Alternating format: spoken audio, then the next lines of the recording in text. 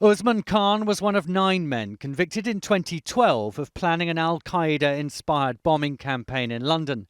He was considered so dangerous that the sentencing judge said, "In my judgment, these offenders would remain even after a lengthy term of imprisonment, of such a significant risk that the public could not be adequately protected by their being managed on licence in the community."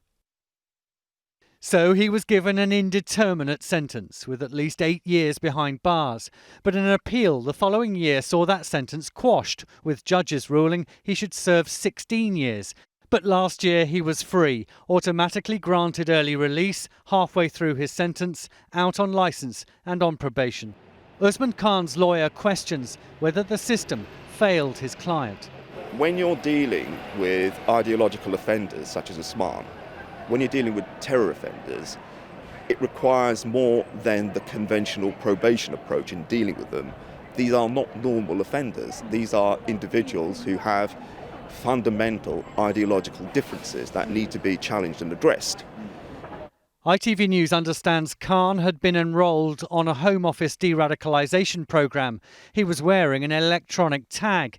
He'd been attending an event in London organised to help offenders rebuild their lives when he launched his murderous attack.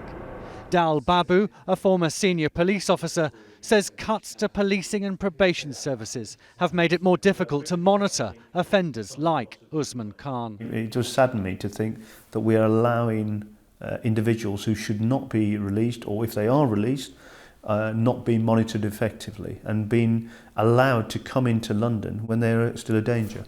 ITV News has seen a letter Usman Khan wrote in prison.